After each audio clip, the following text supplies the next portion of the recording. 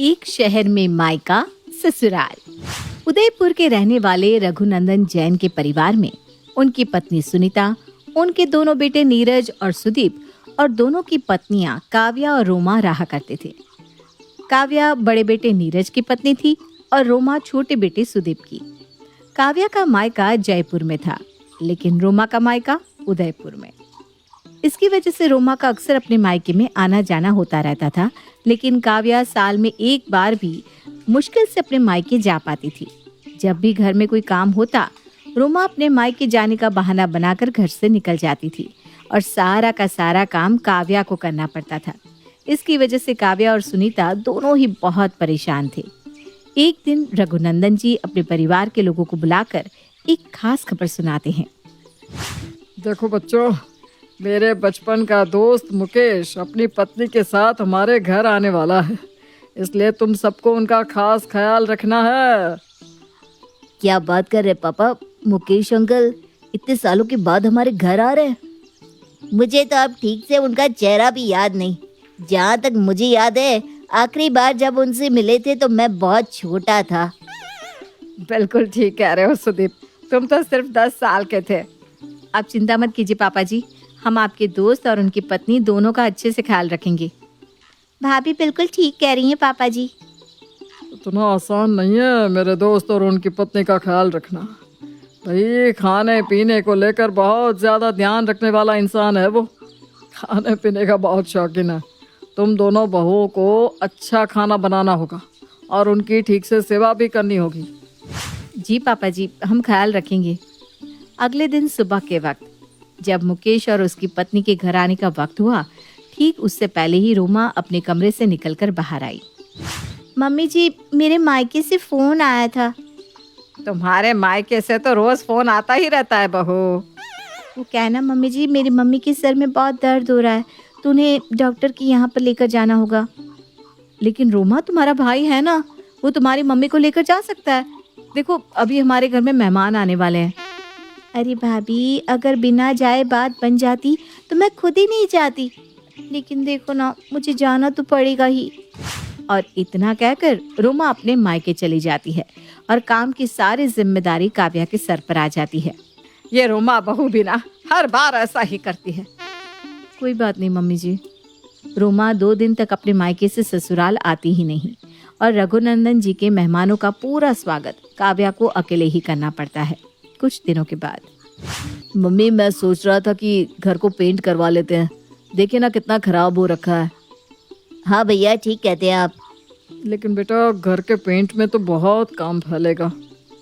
कुछ दिन तो काम होगा ही ना, और कभी ना कभी तो पेंट करवाना ही पड़ेगा। मम्मी जी ठीक कह रहे हैं। पापा जी, जब भी पेंट होगा तब काम तो फैलेगा ही ना, हम सब लोग मिलकर कर लेंगे। लेकिन इन दिनों मेरे ऑफिस में बहुत काम है, आप लोगों को ही संभालना होगा। भैया आप चिंता मत कीजिए, मैं 1-2 दिन की छुट्टी ले लूँगा, ताकि भाभी और रोमा को मदद मिल जाएगी। अगर ऐसी बात है तो ठीक है, घर के पेंट का काम शुरू कर देते हैं।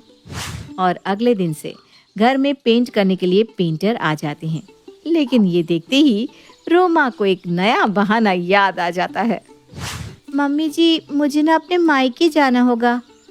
अरे लेकिन अब क्या हुआ बहू? अब तो तुम्हारी मम्मी की तबीयत भी खराब नहीं है। अरे मम्मी जी, वो क्या है ना, मेरी मम्मी के मायके में एक शादी है और मम्मी को उसकी शॉपिंग करवानी है। अब देखिए ना, मम्मी की तो मैं एक ही बेटी हूँ, मैं उन्हें शॉपिंग नहीं करवाऊंगी तो कौन करवाएगा? लेकिन रोमा, हमारे घर में पेंटिंग का काम फैला हुआ है ना। अरे तो क्या हुआ भाभी, सुदीप है ना, उन्होंने छुट्टी ले तो ली है, वो कर देंगे आपकी हेल्प। देवर जी की हेल्प से काम नहीं चलने वाला। एक जना घर की साफ सफाई करवाएगा तो दूसरा जना रसोई में काम करेगा। अब देखिए ना भाभी, अगर मैं शॉपिंग करवाने नहीं गई तो मेरी मम्मी शादी में कैसे जाएगी? बेटी होने के नाते मुझे ये सब तो करना ही पड़ेगा ना। ठीक है, जैसा तुम्हें ठीक लगता है वैसा करो, जाओ तुम अपने मायके। और इस तरह से रोमा एक बार फिर काम से बचने के लिए अपने मायके भाग जाती है और काव्या को इस बार भी घर का सारा काम अकेले करना पड़ता है। कुछ दिनों के बाद काव्या की 5 साल की बेटी सिया के स्कूल की छुट्टियां शुरू हो जाती है और काव्या नीरज से अपने मायके जाने की बात करती है। नीरज, पूरा 1 साल बीत गया है, मैं अपने मम्मी पापा से नहीं मिली। मुझे अब अपने मायके जाना है। हाँ हाँ, क्यों नहीं काव्या, तुम जब मर्जी अपने मायके चली जाओ। वैसे भी देखो ना, रोमा तो लगभग हफ्ते में 2 बार अपने मायके जाती है और तुम सारा दिन यहाँ पर काम करती रहती हो। कोई बात नहीं नीरज, लेकिन अभी मैं कुछ दिनों के लिए मायके जाना चाहती हूँ।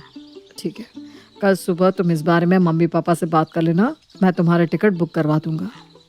अगले दिन सुबह के वक्त काव्या चाय बनाकर अपने सास ससुर के पास जाती है। मम्मी जी, पापा जी, मैं सोच रही थी कि कुछ दिनों के लिए मैं मायके चली जाती हूँ। हाँ हाँ बेटा, क्यों नहीं। वैसे भी सिया की छुट्टियाँ शुरू हो गई है, तुम कुछ दिनों के लिए अपने मायके रहकर आ जाओ बेटा। लेकिन मम्मी जी, इन दिनों आपकी तबीयत ठीक नहीं है, मैं जाऊँ क्या अपने मायके? अरे कोई बात नहीं बेटा, रोमा है ना, तुम नहीं होगे तो वो अपने आप घर का सारा काम करेगी। ठीक उसी वक्त रोमा अपने कमरे से निकलकर बाहर आती है। मम्मी जी, मुझे ना आप सब लोगों को एक गुड न्यूज़ सुनानी थी। मेरी प्रेगनेंसी की रिपोर्ट पॉजिटिव आई है, आप दादी बनने वाली हैं। अरे वाह रोमा, ये तो बहुत बड़ी खुशखबरी है। लेकिन देखो, अब तुम्हें अपना अच्छे से ख्याल रखना होगा। हाँ भाभी, मैं वही सोच रही थी कि यहाँ पर तो बहुत काम होता है, मैं कुछ दिनों के लिए अपने मायके चली जाती हूँ। वैसे भी यहाँ पर तो सब कुछ आप अच्छे से संभाल लेती हैं। बिल्कुल नहीं, तुम हर सप्ताह अपने मायके जाती हो। काव्या बहू साल में 1 बार जाती है और अभी उसके मायके जाने का टाइम है। कैसी बात कर रही हैं मम्मी जी? मुझे प्रेगनेंसी में अपना ख्याल भी तो रखना है। अगर मैं अपने मायके चली जाऊंगी तो अच्छे से केयर हो जाएगी। बहू, तुम तो इस तरह से बात कर रही हो जैसे ससुराल में तुम्हारे ऊपर अत्याचार होता है। तुम यहाँ भी तो अच्छे से रह सकती हो। तुम्हारे पापा जी बिल्कुल ठीक कह रहे हैं, काव्या को अपने मायके जाना है। मेरी तबीयत ठीक नहीं है, इसलिए तुम यहीं रहो। सारी लड़कियां अपनी पहली प्रेगनेंसी में अपने मायके जाती हैं, लेकिन आप लोगों को तो मेरी खुशी बर्दाश्त ही नहीं। इतना कहकर रोमा वहाँ से रोते हुए चली जाती है। अगले दिन सुबह के वक्त जब घर के सब लोग बैठे होते हैं तो काव्या चाय और नाश्ता लेकर आती है। ये लीजिए आप लोगों का चाय और नाश्ता। अरे भाभी, आप तो अपने मायके जाने वाली थी ना? कोई बात नहीं रोमा, तुम्हारी प्रेगनेंसी है और तुम्हें केयर की ज़्यादा ज़रूरत है। एक काम करो, तुम अपने मायके चली जाओ, यहाँ का सारा काम मैं संभाल लूँगी। थैंक यू सो मच भाभी, ये तो आपने बहुत अच्छी बात बताई। मैं ना अभी अपने मायके जाने की पैकिंग करती हूँ। इतना कहकर रोमा अपने कमरे में पहुँचती है। क्या कर रही है रोमा? क्या कर रही हूँ मतलब? अरे अपने मायके जाने की तैयारी कर रही हूँ। पहली प्रेगनेंसी है मेरी, अब मैं 3 महीने तक ससुराल नहीं आने वाली। रोमा, तुम्हारा जब मन होता है तुम अपने मायके चली जाती हो। तुमने कभी काव्या भाभी के बारे में सोचा? इसमें सोचना क्या है? देखो रोमा, उन्हें पूरा 1 साल हो गया है अपने मम्मी पापा से मिले हुए, और तुम्हारा मायका तो इसी शहर में है। तुम्हारी प्रेगनेंसी की वजह से भाभी ने अपने मायके जाने का प्लान कैंसिल कर दिया। क्या उनका मन नहीं करता होगा अपने मम्मी पापा से मिलने का? सुदीप की बात सुनकर रोमा सोच में पड़ जाती है और बिना कुछ कहे कमरे से बाहर निकलकर वहां आती है जहां पर सब लोग बैठे थे। अरे रोमा, क्या हुआ? तुम गई नहीं अभी तक? नहीं भैया, और मुझे कहीं जाना भी नहीं है। अरे लेकिन अचानक से हुआ क्या? वो क्या है ना मम्मी जी, मैंने हमेशा सिर्फ अपने बारे में सोचा, इसी शहर में मायका होने का फ़ायदा उठाया, लेकिन काव्या भाभी ने मेरी वजह से अपना मायके जाना कैंसिल कर दिया। मुझे समझ में आ गया है कि इस घर के लिए मेरी भी कुछ जिम्मेदारी है। अब मैं रोज़ रोज़ अपने मायके नहीं जाऊंगी और अपने ससुराल वालों का ख्याल रखूंगी।